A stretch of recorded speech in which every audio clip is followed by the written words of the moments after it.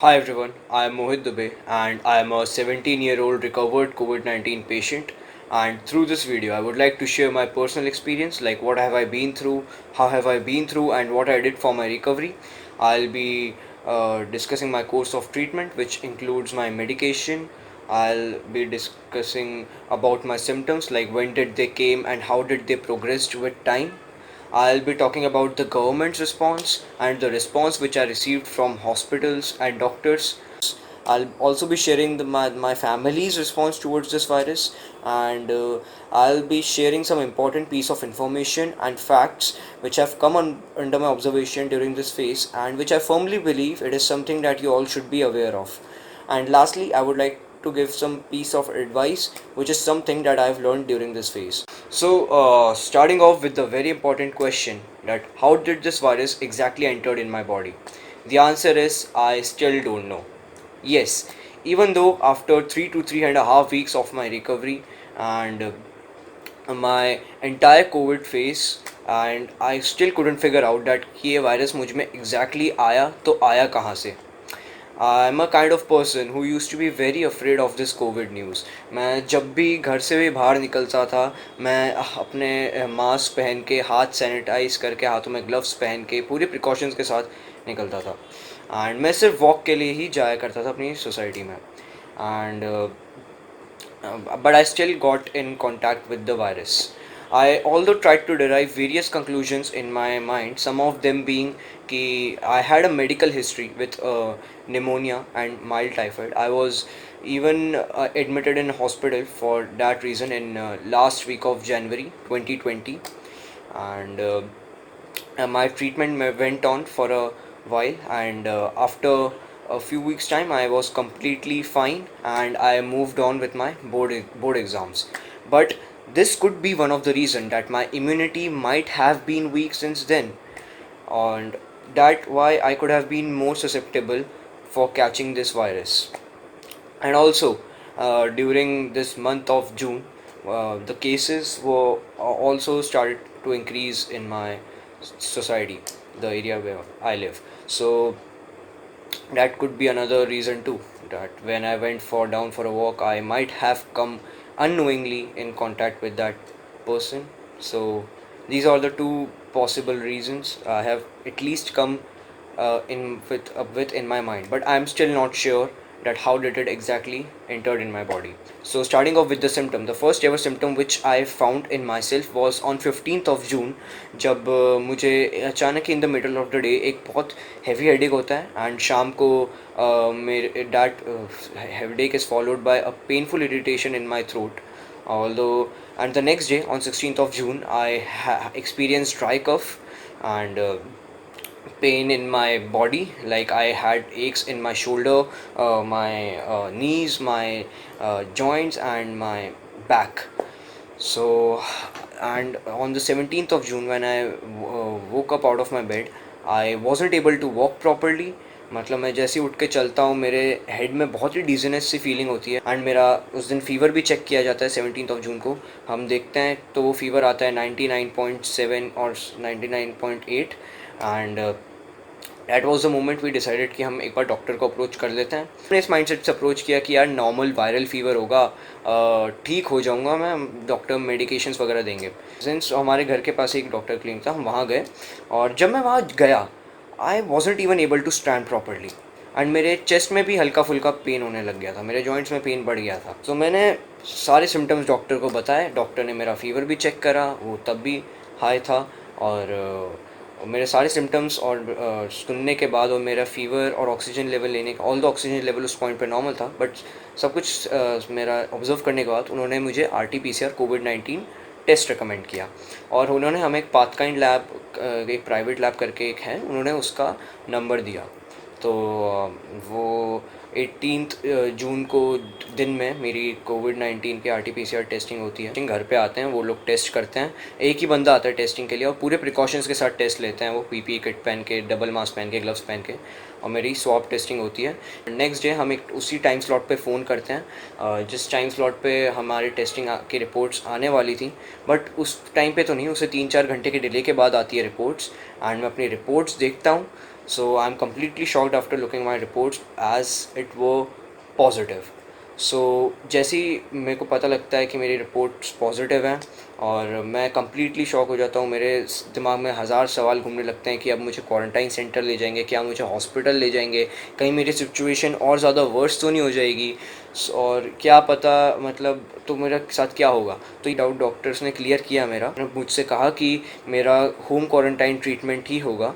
And 19th of June को report आ जाती है, तो 20th ऑफ जून को अगले ही दिन 2 बार पुलिस वेरिफिकेशन के कॉल्स आते हैं कि वो कोविड पेशेंट है तो क्या सिचुएशन है उसकी, ये सब पूछने के लिए। और एक गवर्नमेंट की टीम आती है, गवर्नमेंट की टीम बाहर आके घर के बाहर एक बोर्ड लगा जाती है जिस पे लिखा होता है कोविड-19 patient inside home under isolation. और मेरा क्वारंटाइन पीरियड होता है फॉर 17 डेज़। किसी को भी बाहर जाना अलाउड नहीं होता है उस क्वारंटाइन पीरियड में। एंड मैं स्पेसिफ़िकली मुझे एक ही रूम में आइसोलेट कर दिया जाता है अगले 17 दिनों के लिए। एंड मुझे 24 घंटे हर दिन एक ही कमरे में बिताने थे। मेरे कमरे में किसी को भी आना अलाउड नहीं था except for some urgent purposes. So, according to home quarantine guidelines, my clothes were washed separately, my utensils were marked separately, and the cleaning equipments required for my room like duster, mop, and the sanitizers which I was using for myself were kept separately. And for my meals what I use to do कि मेरे कमरे के बाहर एक छोटा सा table रख दिया गया था, वहीं पर मुझे मेरा मील सर्व हुआ करता था, बी इट लंच, डिनर और ब्रेकफास्ट। और मैं वो मील प्लेट लेता, अंदर आके अपना मील पूरा करता, उसके बाद प्लेट को सैनिटाइज करके अपनी प्लेट वापस बाहर रख देता। मुझे गवर्नमेंट ने एक चार्ट भी प्रोवाइड किया था जिस पे पर डे बेसिस पे मेरे फीवर की रीडिंग्स और मेरे ऑक्सीजन लेवल की रीडिंग्स चेक थी। सो मेरे ऑक्सीजन लेवल एक पल्स ऑक्सीमीटर पे रेगुलरली नोट किए जाते थे and it looks like this. और इसमें SpO2 readings according to doctors मेरी 95 के ऊपर ही आनी चाहिए थी। So on in the diet मुझे रिच प्रोटीन डाइट लेने के लिए कहा गया था, मतलब बीट फ्रूट्स और fruit juices, soups and healthy rich protein diet. So मेरे को साथ में मैंडेटरी बोला गया था कि मुझे हॉट वाटर पीना है, बी इट लंच, ब्रेकफास्ट और डिनर। सो मुझे पूरा टाइम गर्म पानी ही पीना पड़ता था। And believe me, it did became unbearable after a certain point of time, गर्म पानी पीते रहना रोज़ रोज़ रोज़। So but it was a necessary step.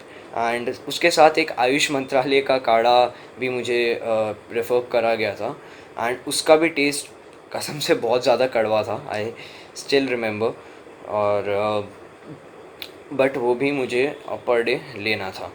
In my medications मेरे को इम्पॉर्टेंट मेडिकेशंस प्रिस्क्राइब करी गई थी, like hydroxychloroquine, ivermectin and a few other medications. And I was also given immunity tablets like vitamin B tablets, vitamin D tablets, vitamin C tablets. So वो सब medications मुझे दी जाती थी। And let me see this that these medications were prescribed to me by the doctor, and in this case it could differ from person to person depending upon the scenario of the COVID-19 patient. So talking about my experience, the days felt really long as मुझे पूरा time एक ही कमरे में बिताना पड़ता था, and doctor advise me to take as much as bed rest possible.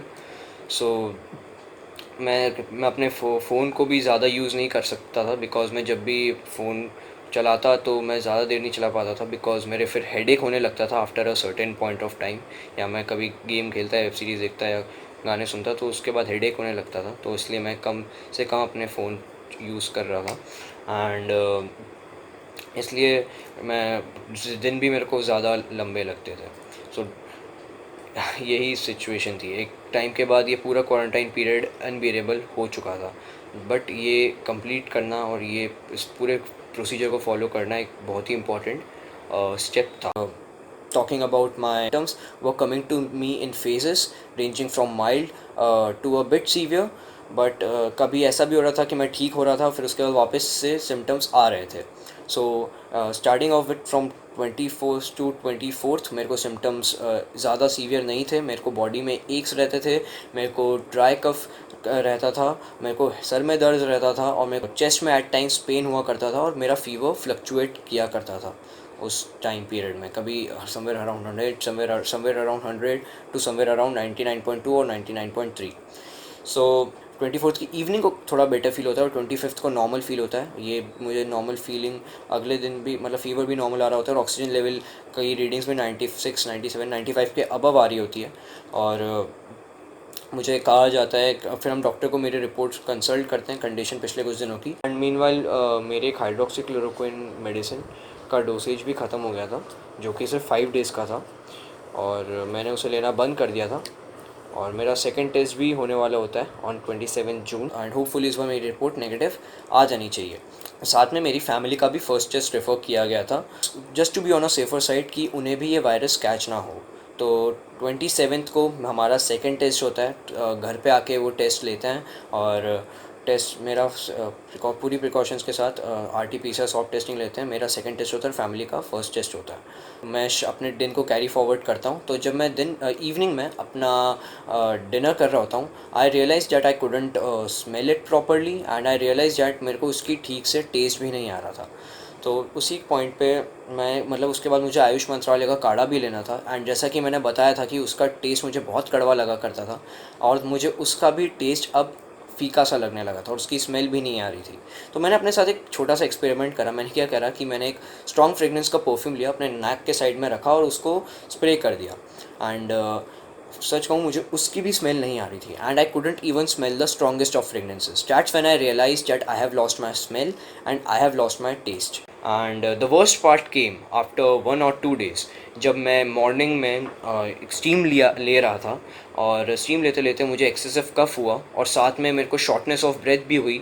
ऐसी feeling हो रही थी, अगर मैं आपको समझा एग्जांपल के साथ बताऊं, जैसे मेरे चेस्ट पे किसी ने बहुत ज़्यादा हाई प्रेशर का वेट रख दिया है, और मेरे को I was trying really hard to grasp the air inside my mouth, but मुझे सांस बिल्कुल नहीं आ पा रही थी। मेरे को सांस लेने में बहुत ज़्यादा डिफ़िकल्टी हो रही थी। मैंने 3-4 बार पानी भी पिया, बट नहीं, मैं ठीक से चल भी नहीं पा रहा था उस दिन।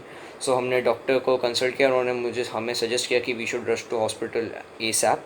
हम लोग मेरे 15-20 मिनट, घर के 15-20 मिनट ही एक दूर एक वेल रिप्यूटेड हॉस्पिटल है, हमने वहाँ जाना प्रेफर करा। और मैं जब सोसाइटी के लिफ्ट से अपने बाहर निकलता हूँ, कार को अप्रोच करता हूँ, तो लिफ्ट को पूरी तरह अच्छी से सैनिटाइज़ किया जाता है। एंड मैं कार में विंडो सीट पे बैठता हूँ, विंडो खुली रहती है, और मूविंग कार में मेरे चेहरे पे हवा लग रही होती है। So I do feel a slightly better because of that, but the situation was still not under control. हम वहाँ उस हॉस्पिटल के इमरजेंसी कोविड वार्ड में पहुँचते हैं, और वहाँ पे मुझे ऑक्सीजन मास्क दिया जाता है, जिससे मेरी सिचुएशन ब्रेथ कंट्रोल में आती है, और मुझे ऑक्सीजन लेवल्स नापे जाते हैं, and oxygen level was below normal, somewhere around below 95, somewhere around 91 और 92, और मेरा फ़ीवर भी हाई होता है, और मेरे एक्सरे रिपोर्ट्स भी ली जाती हैं, बट एक्सरे रिपोर्ट्स में कुछ सीवियर नहीं होता, दे वो normal fortunately. But looking at my symptoms and my oxygen level and fever, doctor ने सजेस्ट कर दिया था कि I should get admitted in hospital. तो हम एडमिशन के लिए हम बात करने जाते हैं एडमिशन स्टाफ पे, और वहाँ पे पता चलता है कि हॉस्पिटल में बेड्स ही अवेलेबल नहीं हैं। So we try to go to another hospital, वहाँ पे भी सेम सिचुएशन होती है, बेड्स अवेलेबल नहीं होते हैं, एंड उस हॉस्पिटल में भी सिचुएशन थोड़ी क्योटिक होती है, कि जो उस इमरजेंसी कोविड वार्ड में पहले तो सारे डॉक्टर्स एंड अटेंडेंट्स ने पीपी किट्स पहनी होती है, सो कोई भी पहचान में ऐसे नहीं आ रहा था। और ये पिछले हॉस्पिटल में भी यही सीन था इमरजेंसी कोविड वार्ड में। सो वहाँ पे सिचुएशन भी क्योटिक होती है, वहाँ के अटेंडेंट्स दूसरे पेशेंट्स को अटेंड करने में बिजी होते हैं, तो मुझे भी ठीक से अटेंड नहीं कर पा रहे थे। प्लस वहाँ पे भी बेड्स अवेलेबल नहीं थे, तो मुझे रेकमेंड किया जाता है that I should head back home only because of 2 reasons. पहला तो मेरे प्रीवियस हॉस्पिटल में एक्सरे रिपोर्ट्स में कुछ सीवियर नहीं था, दे वर नॉर्मल। दूसरा, जब मैंने प्रीवियस हॉस्पिटल में ऑक्सीजन मास्क लगाया था, तो उससे मेरी सिचुएशन यानी शॉर्टनेस ऑफ ब्रेथ उस पॉइंट के लिए नॉर्मलाइज होती है।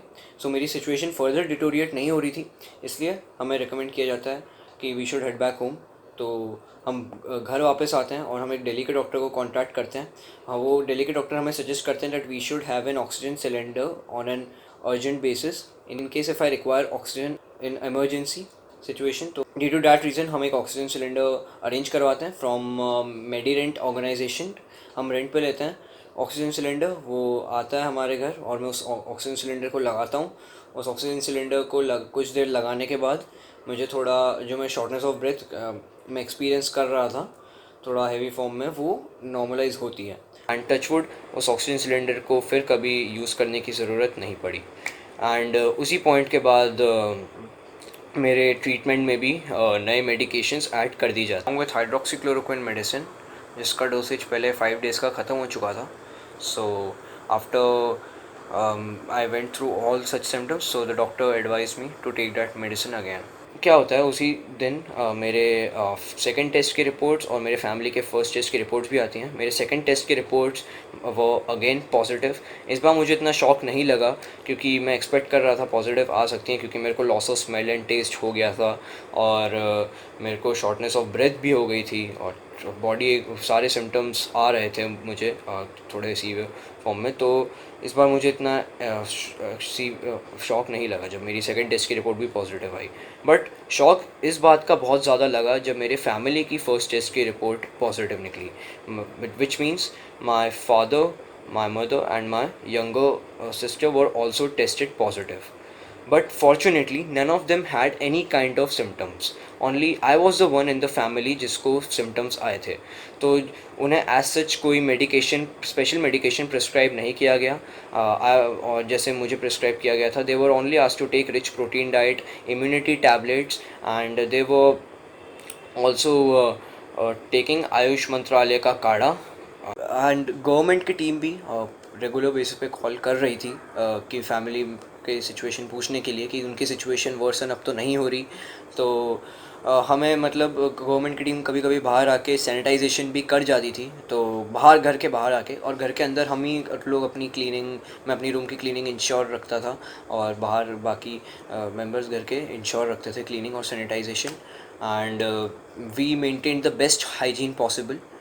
एंड नाउ और घर में भी सब स्ट्रिक्ट फिजिकल डिस्टेंसिंग फॉलो कर रहे थे। Now everyone was wearing mask. मैं तो अपने रूम आइसोलेशन में अलग था ही, but everyone was wearing mask and face shield when necessary. So quarantine period was also extended as my family was tested positive, but fortunately and thankfully, after couple weeks time, their second test reports came negative and they were recovered. So that day was indeed a big day for all of us. मैं अगर अपनी बात करूं तो मेरे को symptoms मेरे अब क्या हो रहा था अराउंड 30 जून और फर्स्ट वीक ऑफ जुलाई तक, तो मेरे को चलने में डिफ़िकल्टी हो रही थी, डीरेंज सी फीलिंग रहती थी और रात में अब सोने में भी डिफ़िकल्टी होने लग गई थी। आई यूज़ टू हैव बैक एक एंड बॉडी एक्स एंड मेरे को क्या बोलते हैं, मैं जब भी लंच करता या कुछ भी खाता तो मेरे चेस्ट में भी पेन रहता था मेरे को, like I had a really uncomfortable feeling while eating something and मेरे को वॉमिटिंग सेंसेशंस भी होते थे। और मैं I had loss of appetite as well, मेरे को लॉस ऑफ एपेटाइट भी हुआ, मुझे भूख ही लगना बंद हो चुकी थी, मेरे को जो भी खाना पड़ता था ज़बरदस्ती खाना पड़ता था और इसलिए वॉमिटिंग सेंसेशंस होते थे एट टाइम्स। और मैं एक बार तो ये भी इंसिडेंट हुआ कि मैं अपने कज़न से बात कर रहा था कॉल पे और अराउंड आफ्टर 2 to 2.5 मिनट्स की ड्यूरेशन के बाद मुझे उसका बोलना पड़ता है कि अब आई एम सॉरी, मैं आपसे बात नहीं कर सकता ज़्यादा क्योंकि मेरे सांस चढ़ने लगी है। तो मैं ज़्यादा बोल नहीं पा रहा था, मतलब ज़्यादा टाइम के लिए नहीं बोल पा रहा था क्योंकि मेरे फिर सांस चढ़ने लगती थी और मैं अपनी बॉडी पे ज़्यादा एक्सर्शन नहीं ला पा रहा था। सो और मेरे ऑक्सीजन लेवल की रीडिंग्स, जैसा कि मैंने बताया कि चेक चार्ट पे भी नोट डाउन करी जा रही थी, और ऑक्सीजन लेवल की रीडिंग्स SpO2 रीडिंग बिलो 95 ही आ रही थी। Also like to tell that I perform several breathing exercises during this phase and which were as follows: that I did deep breathing and I did alternate nostril breathing, which is popularly known as Alom Vilom in Hindi, and I performed balloon breathing exercise in which I didn't blew up a actual balloon. I used to enact doing so instead. What I used to do, I used to take up a straw and perform my breathing as if I'm blowing up a balloon. I used to exhale and inhale in such a manner through my mouth. So these exercises did help me cure my chest pain at times and help me ease my shortness of breath. तो but धीरे धीरे मेरे फिर medications चला और around 6 और 7 जुलाई तक मुझे थोड़ा फिर से नॉर्मल फील होना शुरू हुआ और थोड़ा बेटर फील हुआ। और क्या बोलते हैं, मुझे फिर मेरे ऑक्सीजन लेवल की रीडिंग भी 95 तक टच होने लग गई थी। तो अब 11th जुलाई को मेरी थर्ड टेस्टिंग होने वाली थी। इस बार मेरी थर्ड टेस्टिंग गवर्नमेंट हॉस्पिटल में होने वाली थी, एंड हमें गवर्नमेंट हॉस्पिटल रेफ़र किया जाता है घर के पास जो था हमारे, और वहाँ जाते हैं। एंड मैं वहाँ जाकर देखता हूँ, I am completely shocked after looking at the situation. और मैं देखता हूँ वहाँ पे कि मतलब इतना ज़्यादा क्राउड होता है, और सारे कोविड-19 की टेस्टिंग के लिए पेशेंट्स आए होते हैं। और क्राउड इतना होता है, जैसे मैं अगर आपको एग्जांपल के साथ बताऊं, जैसे स्कूल ब्रेक के दौरान कैंटीन के बाहर जो स्टूडेंट्स की भीड़ होती है, या आपने मेले या फेस्ट वगैरह में जो क्राउड देखा होगा, उस लेवल का क्राउड, या किसी रिलीजियस प्लेस पे जो जो क्राउड होता है वहाँ पे किसी फेस्टिवल के दौरान, तो उतना उस लेवल का क्राउड, मतलब ऑलमोस्ट उतनी ही क्वांटिटी में क्राउड था, और सारे लोग कोविड-19 के टेस्टिंग के लिए आए हुए थे। एंड एज सच कोई फिजिकल डिस्टेंसिंग फॉलो नहीं की जा रही थी वहाँ पे। तो यानी यूँ समझिए कि अगर कोई पेशेंट कोई या बंदा पहली बार टेस्टिंग के लिए आता है, उसको वायरस नहीं कैच हुआ, तो ऐसे हाई चांसेस हैं कि उसको उसका नंबर आने तक, मतलब जब भी उसके टेस्टिंग का नंबर आता है, तो उसका नंबर आने तक पॉजिटिव ये वायरस हो सकता है। सो मेरा भी 1 डेढ़ घंटे के बाद नंबर आता है, तो मेरे को R T P C R test ही लेते हैं। मेरा इस बार भी थर्ड टेस्ट भी मेरा R T P C R ही होता है, स्वाब टेस्टिंग, और इस बार मेरा ओरल स्वाब लेते हैं वो। After taking my sample I was told कि मेरे थर्ड टेस्ट के reports will come in next 24 to 48 hours. That means अगर 11th जुलाई को मेरा थर्ड टेस्ट हुआ है, तो 13th जुलाई को उसकी रिपोर्ट आ जानी चाहिए। तो 12th जुलाई बीतता है और 13th जुलाई आता है, तो 13 जुलाई को लिटरली ऐसी सिचुएशन होती है कि एक तरफ मेरे CBSE बोर्ड के रिजल्ट्स भी आने वाले थे, और दूसरी तरफ मेरे थर्ड टेस्ट की कोविड-19 के रिपोर्ट्स भी आने वाली थी। तो CBSE के बोर्ड के रिजल्ट्स आते हैं, उसकी काफ़ी खुशी होती है, बट अनफॉर्चुनेटली उस दिन मेरे थर्ड टेस्ट की कोविड-19 के रिपोर्ट्स नहीं आते हैं। 14 जुलाई आता है। 14 जुलाई को मैं अपने अंदर ऑब्जर्व करता हूँ कि I have lost some weight, somewhere around 2 to 3 kgs। And meanwhile एक मुझे हेल्थ डिपार्टमेंट की तरफ से एक जूम कॉन्फ्रेंस का इनविटेशन भी आता है, जिसमें मुझे और कुछ 40 अदर कोविड पॉजिटिव पेशेंट्स को इनवाइट किया जाता है। एंड तो कुछ सीनियर डॉक्टर्स उस कोई इम्पोर्टेंट एडवाइस देने वाले थे उस जूम कॉन्फ्रेंस के थ्रू। तो उस पूरी जूम कॉन्फ्रेंस में मैं सबसे यंगेस्ट मेंबर होता हूँ। बाकी जितने भी लोग होते हैं home quarantine Covid positive patients, वो सारे अबव द एज ऑफ 30, 35, 40, 50, 55 के होते हैं। सो मैं तो it was really informative Zoom conference. उसमें हमें ये बताया जाता है कि what should we do for diet and being COVID positive patients, and हमें अपना टाइम कैसे यूटिलाइज़ करना चाहिए, और अगर फैमिली में भी पॉजिटिव है कोई, तो कैसे हमें कामनेस के साथ सिचुएशन को अप्रोच करना चाहिए। So it was informative in those terms. 15 जुलाई को मैं ऑब्जर्व करता हूँ अपने अंदर कि मेरे symptoms are coming back to me. So I what I do is, मैं कोविड-19 हेल्पलाइन पे कॉल लगाता हूँ। पहले 2-3 बार कॉल लगाने पे नहीं लगता है, फिर बाद में एक टाइम के बाद लगता है। तो मैं अपनी सिचुएशन बताता हूँ, वहाँ पे एक डॉक्टर से मेरी बात होती है, डॉक्टर को मैं अपने सिम्टम्स बताता हूँ। Doctor after listening to all my symptoms and also by knowing कि अब थर्ड टेस्ट की रिपोर्ट को 3-4 दिन से ऊपर होने वाले, अब तक नहीं आई वो। सो ही सजेस्ट डैट मेरे को फोर्थ टेस्ट के लिए भी जाना चाहिए। तो अपन क्या करते हैं, अपन 18 जुलाई का एक प्राइवेट लैब के through by the name of Lal path lab एक फोर्थ टेस्ट का स्लॉट बुक करवाते हैं। सो 16 जुलाई को मेरे थर्ड टेस्ट की गवर्नमेंट हॉस्पिटल की तरफ से रिपोर्ट आ जाती है after so many days. So 16 वो रिपोर्ट आती है negative, but we still went for the fourth test because मुझे सिम्टम्स तब भी कैरी फॉरवर्ड थे। एंड 18 जुलाई को मॉर्निंग को मेरा फोर्थ टेस्ट होता है, और 19 जुलाई की इवनिंग को मेरे फोर्थ टेस्ट की रिपोर्ट्स आती है, and that is 2 is thankfully and fortunately is negative.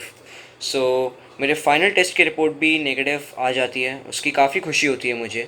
But मुझे सिम्टम्स मेरी बॉडी में तब भी रहते हैं, लाइक मुझे स्मेल एंड टेस्ट की रिकवरी मेरे को after my final test reports के बाद ही हुई थी। एंड माइल्ड सिम्टम्स जैसे स्टीम लेने के बाद एक्सेसिव कफ होना या थोड़ा बहुत, वो भी कैरी फॉरवर्ड रहा रिकवरी के भी 1-2 हफ्ते बाद तक। So this was my experience. Now moving on to some very important points and information and also an advice. So I would like to share a few things, starting off with the reports। जो कि हम reports देखते हैं कि news channels में या data में कि यार पर डे केसेस, पर डे स्पाइक इतना हुआ है, पर डे केसेस 55,000 बढ़ रहे हैं। सो वो पर डे स्पाइक का जो फिगर है, that may necessarily not be true. Why? Because specifically talk about RT-PCR testing. According to my experience, मेरे टेस्टिंग होने के बाद ही मेरे रिपोर्ट्स ये 2 से 3 दिन के बाद आ रही थी, और मेरे फैमिली के फर्स्ट टेस्ट की रिपोर्ट्स आने में उससे भी टाइम लग गया था, उनकी भी RT-PCR कोविड-19 टेस्टिंग हुई थी.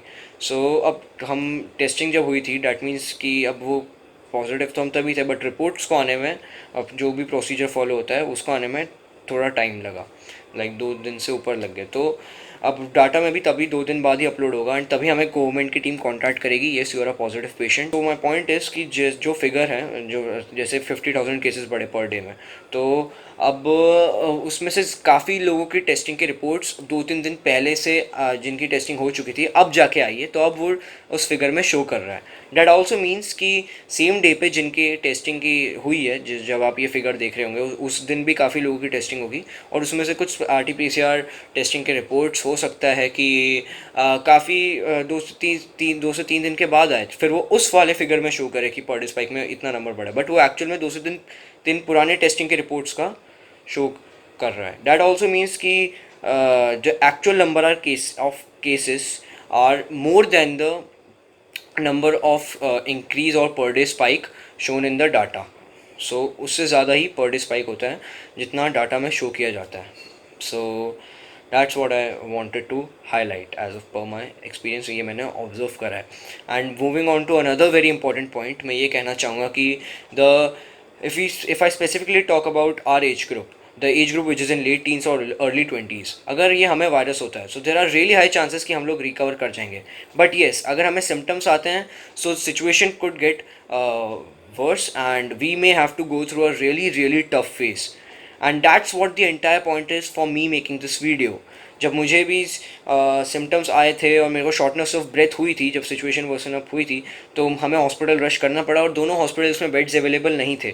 सो we arranged an oxygen cylinder somehow, and मेरी सिचुएशन उससे कंट्रोल में आई. बट क्या पता बाई चांस किसी और की सिचुएशन और ज़्यादा वर्सन अप हो जाए.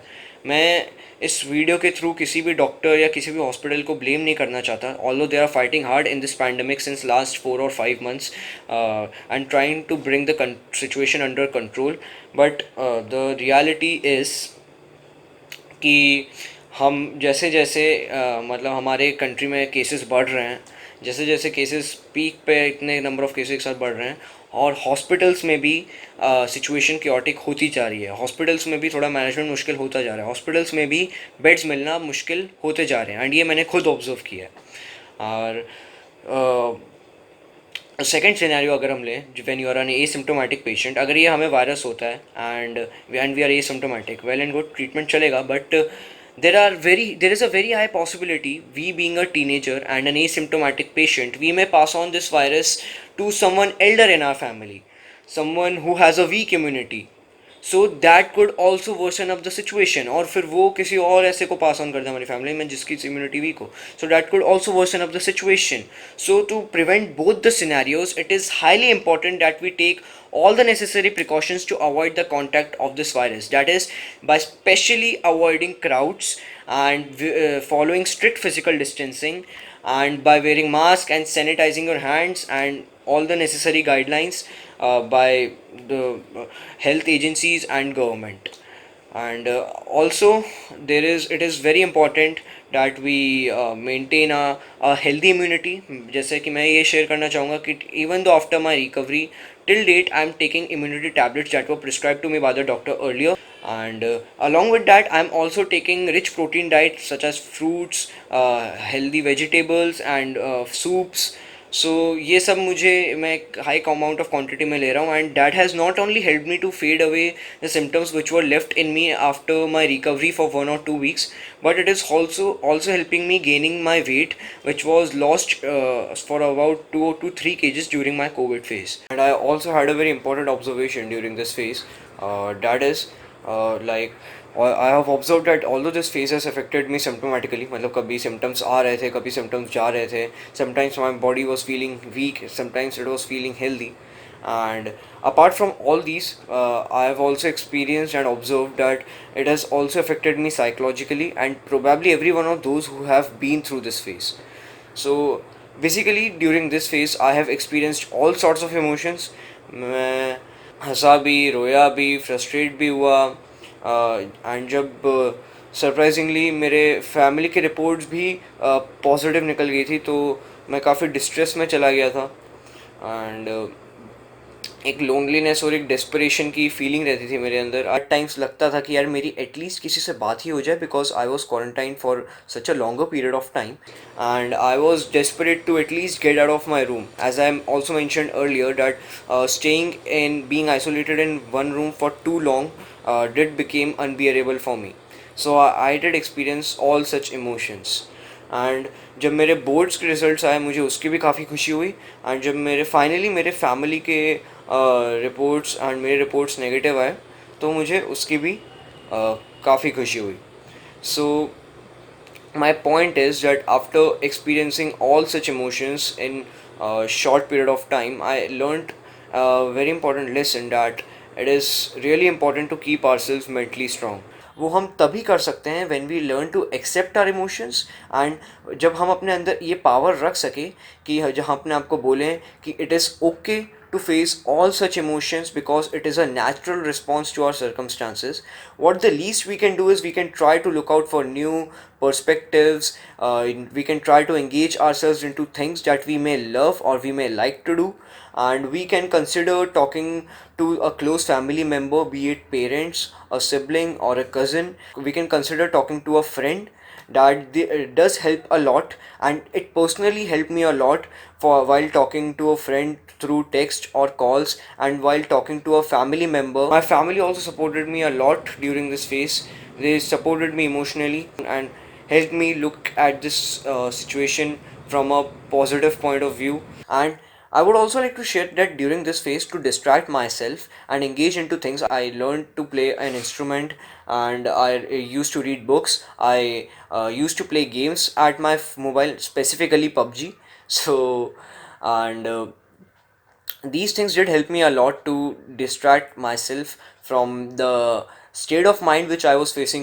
Moving on to another very important point, अगर आपको लगता है कि आप में symptoms आ रहे हैं, so there is no need to panic. What you can do, you can consider yourself isolating, you can consider yourself contacting to a doctor. You can also contact COVID-19 helpline. They will help you in a really better and helpful way. So these steps you can always take. आपकी family में किसी को positive निकलता है virus, या किसी को neighbourhood में पॉजिटिव निकलता है virus, so there is no need to panic. First take all the necessary precautions from your end, and most importantly make sure that the person who has infected is in a calm state of mind. and because क्योंकि tension लेने से या tension देने से सिर्फ tension बढ़ने ही वाली है. So approach this entire situation with calmness and positivity. Last में वो तीन चीज़ें वापस रिपीट करना चाहूँगा. Please don't panic, but at the same time don't take this COVID-19 lightly. And I'm saying that from my personal experience.